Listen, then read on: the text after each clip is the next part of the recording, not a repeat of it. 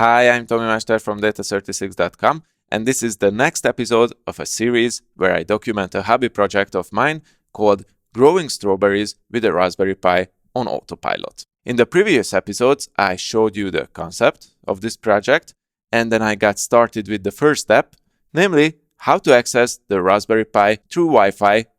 It was an important step because with that, I won't need a dedicated keyboard, mouse, or monitor for my Raspberry. Instead of that, I can do all the coding from my personal computer via an SSH connection from the terminal. In this episode, I will start to add the specific hardware that my automated gardener needs, and the first piece will be the moisture sensor. Yep, so as you might expect, the moisture sensor will measure and report the moisture level of the soil, so basically how dry or how wet it is. It will send this data to the Raspberry Pi, and then we can take action based on the information we get and either activate the water pump or not. Now, in this video, let's focus on the moisture sensor. And the first thing that I have done was a lot of reading about what's the best moisture sensor that I can use. And I found that basically there are two types. The ones called resistive style, where there are two prongs, and the other version is the capacitive measurement, which uses only one probe. Almost everyone said that there is a huge issue with the two prongs version, which is oxidation. Basically, if you use resistive moisture sensors for a long time, they will oxidize and there is nothing to do about it. And that's why I ordered this one. I will link it to the description, but it's Adafruit's capacitive moisture sensor, and I will just go ahead and try it out. The first thing that I will do is the wiring. Luckily, Adafruit provides a tutorial where we can see the wiring itself. Here it is for a Raspberry Pi. So all I have to do is to follow this model, and the red cable goes to the 3-volt pin. The black cable goes to a ground pin. 1, 2, 3. This one. The green cable goes to the SCL pin. So to this third pin. And the white cable goes to the SDA pin. Like this. If you are wondering what pin does what exactly on a Raspberry Pi, you can just Google it and will find this image, which is pretty useful. Or you can run a command from the command line that will return the same information, but I will get back to that soon. Now, the wiring is done, so let's turn on the Raspberry Pi and let's hope it won't die because I messed up something with the pins. Okay, so far so good. And I will just go ahead and log back into my Raspberry with the SSH Pi at 192.168.1.67 command. So again, this is where my Pi is found on my local network. Pi is the username, SSH is the command, and I will type my password, and it seems working. And as I promised, here's the command to see the pins. Pin out. See, here's a visual, and here is the structure of the 40 pins on your board. I will get back to this in a later video, but right now, for the moisture sensor, we use these 4 pins, right? Cool. I will just clear my screen. And another good thing in this Adafruit moisture sensor is that in the tutorial, they provide the actual code to make the software part work. And if I scroll down, here's the code. But before you think that I just have to copy paste this, run it, and we are all done, I warned you, it's not that easy. And well, it's never that easy. If you have watched the previous video where I actually accessed my Raspberry Pi for the first time, you will know that we haven't installed anything yet. So this is pretty much a pure Raspberry Pi without anything installed to it. That means that before we can copy paste and run this code, I will have to install a few things. Well, in fact, a lot of things, but don't worry, I will guide you through. First, I will go ahead and run the standard updates that we always do when we set up a new remote server, even for data science. And if you think about it, the Pi, the Raspberry Pi right now, pretty much works like a remote server. So I will just do sudo apt-get update. And then sudo apt-get upgrade. Yes, I want to continue. Cool, this took quite a while. Like for me, it was 10 minutes or something. So because we will use Python, we will also have to type sudo apt-get install python 3 pip. Okay, it's already the newest version. We can move on. What I will also need is a cool text editor for my code.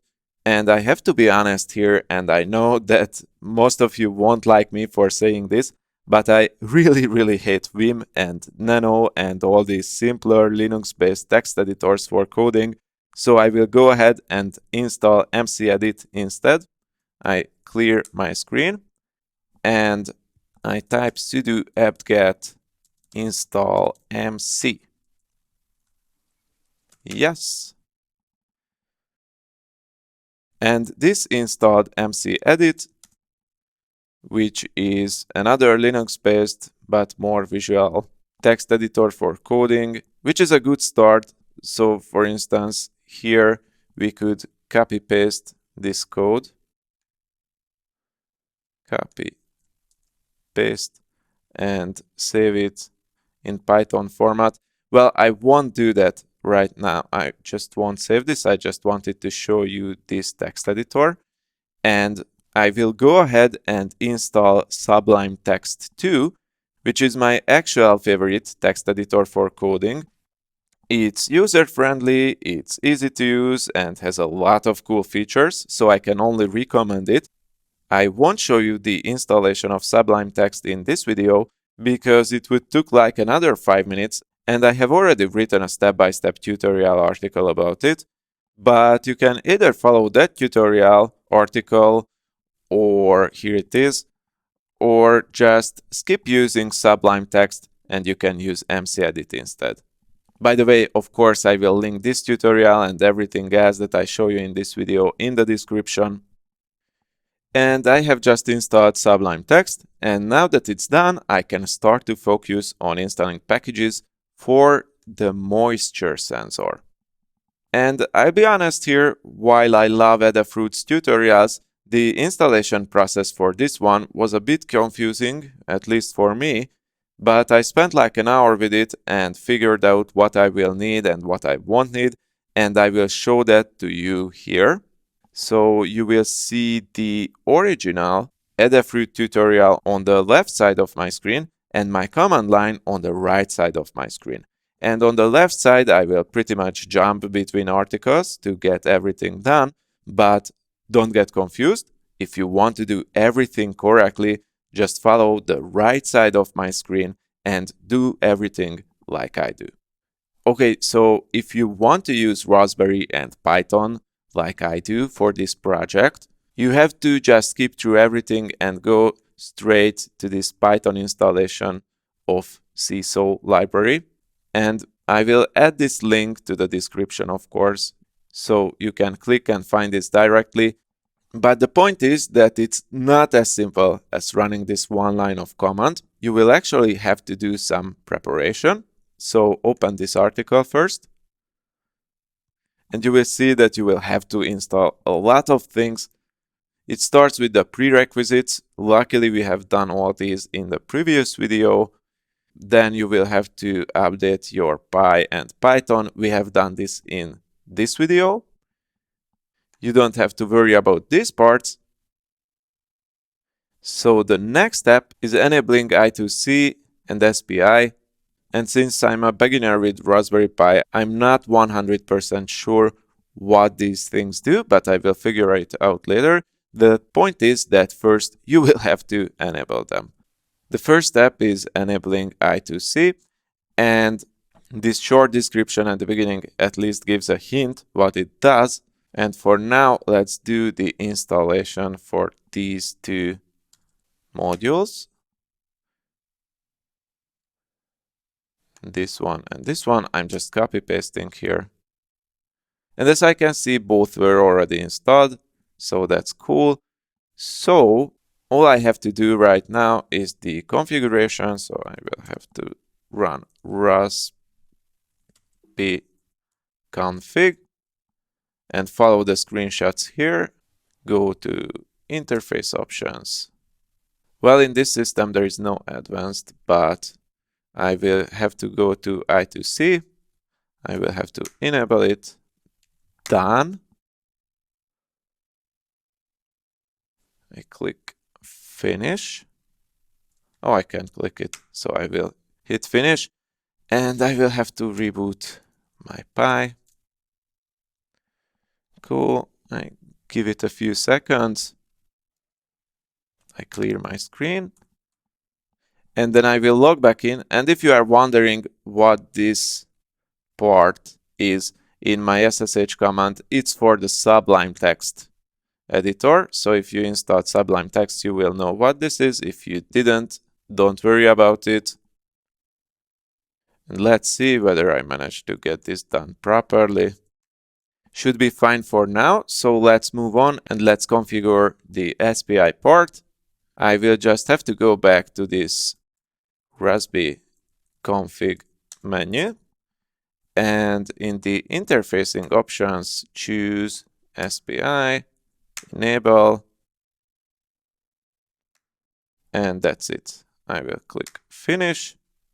And if I go back to the original article, I see that it was pretty much it. And I will have to reboot again. So I will do that. And I'm logged back in again. And now I can verify whether this worked. It worked. Great. Move on with the article. I won't need a second SPI. I will skip this. Make sure you are using Python 3 part. And instead of that, I will go ahead and install the libraries that I need. The first one will be this GPIO library. And this one will be needed to control the GPIOs, so the pins.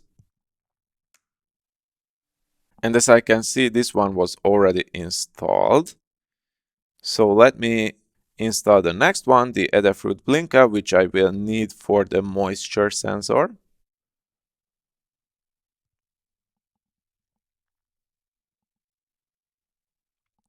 And it says that that's pretty much it. I'm now ready to test. So I will just copy this code and open mcedit, paste it here, save as blinkatest.py, and let's run it. Python 3 blinkatest.py. And it seems that everything's working so far, which is awesome. So I can go back to the original article and install the last library that I will need, which is the seesaw library. I will again copy paste this command, hit enter, and it's done as well. And after all these installations are done, we can finally copy paste this code snippet and test it out. So I will open mcedit again. I will copy the code, paste it here, save it as, I don't know, moisture test.py. Cool, it looks good.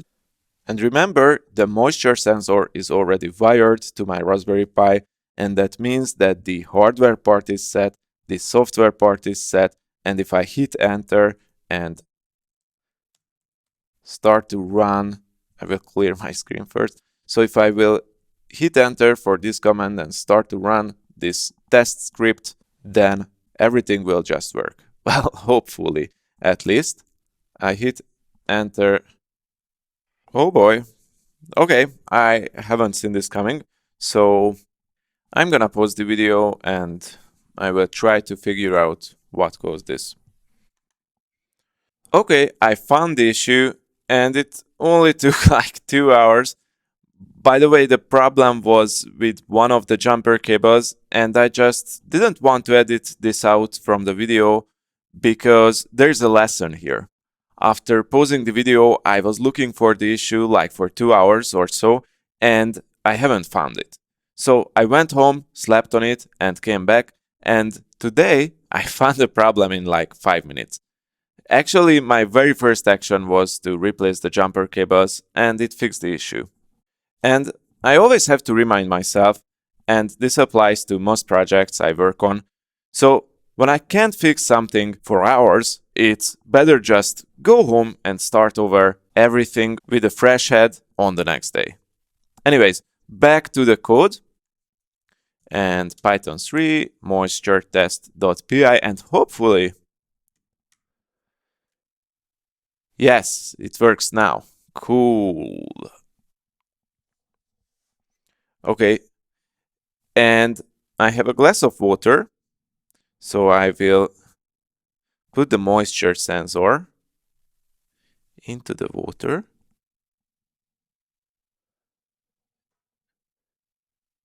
And there you go, the value went up, that's great. And then I will remove it. Awesome.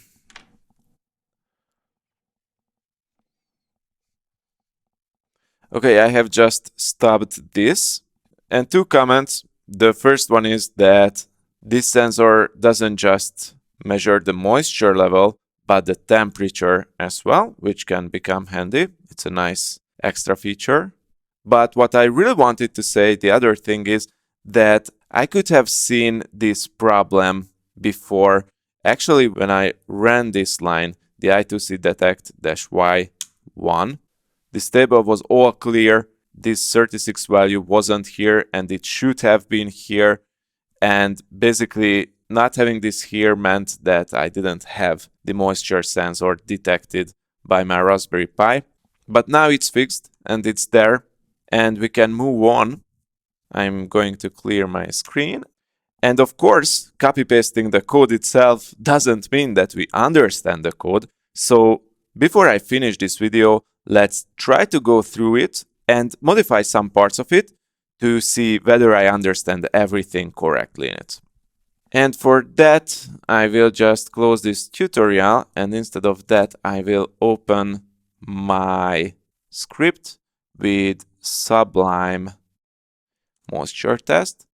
If you don't have Sublime on your computer, you can use the mcedit moisture test version, but I prefer to do this with Sublime.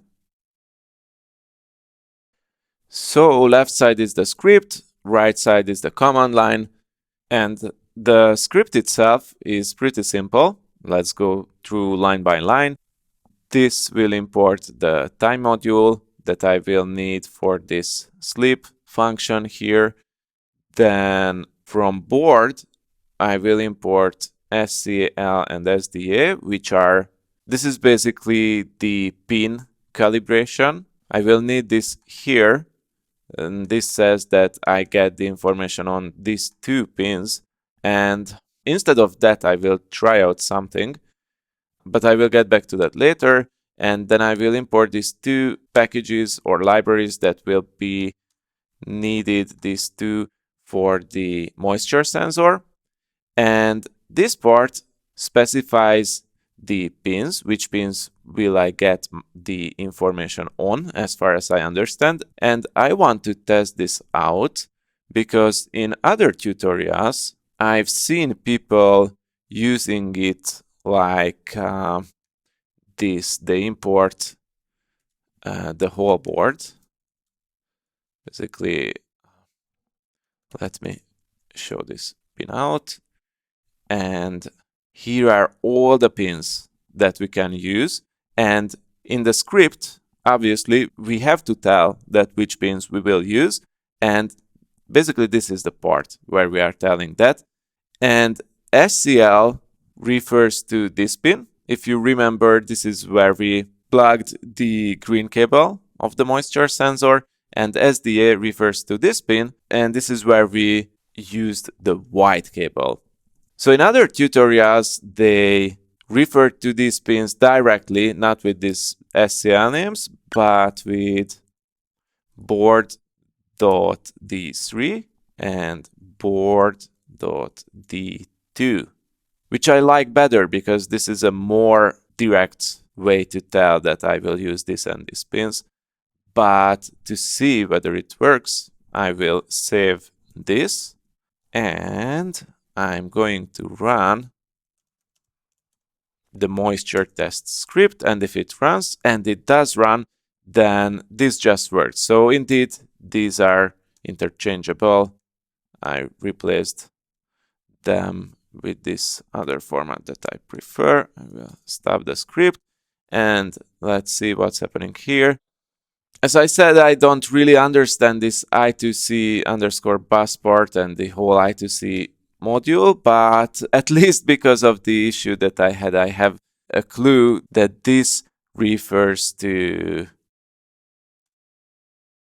this. So this is where it detects my moisture sensor. But I will read more about this, and if you have to know more about this, I will definitely add to my next videos. But the interesting part comes here. This opens an endless loop, and it does two things. First, it reads the moisture level and saves it to the touch variable, and it reads the temperature from the temperature sensor that is saved into the temp variable, and the whole thing is printed here. Now, just to make sure that I get everything right, I want to add an if statement that will hypothetically evaluate whether my strawberry will need watering or won't need watering. And in this case, I will try simply add an if statement here, and I say that if touch is greater than, or no, less than, I don't know, 400, then it prints this, and it will, no, actually this goes here, and this goes here. And if touch is less than 400, so the moisture level is less than 400, then print watering is needed. And otherwise it prints watering is not needed for now. Save it. Let's run the script again. Watering is needed because my moisture level is less than 400. And when I put the moisture sensor into the water, it says watering is not needed for now. Beautiful. And at the moment I remove it, watering is needed again. Okay, of course, this will be a bit different. I will just stop this. When I will have the actual plant, but at least now I see how the moisture sensor works and how it will be part of the whole system. Again, this was only a first test, and I will definitely go deeper into what works how, but the point is the moisture sensor works perfect. And this is the end of this episode. If you liked it, please subscribe, leave a like or a comment. And if you have done projects like this and you spot any mistakes I made, or you have best practices you want to share, please do not hesitate to share it in the comments. In the next episode, I will either continue with the setup of the water pump, but since it hasn't arrived yet, I might continue with the automation of the lights instead. We will see. Anyways, don't forget to subscribe to my newsletter at data36.com/newsletter. This is the only place where I really communicate to my audience right now. So this is where you can get notified about new content as well. And if you do subscribe, you will get access to a lot of free data science learning materials too, like a Python cheat sheet, an SQL cheat sheet, or a free mini course called How to Become a Data Scientist. Thank you for watching. I'm Tomi Mester from data36.com. Until next time.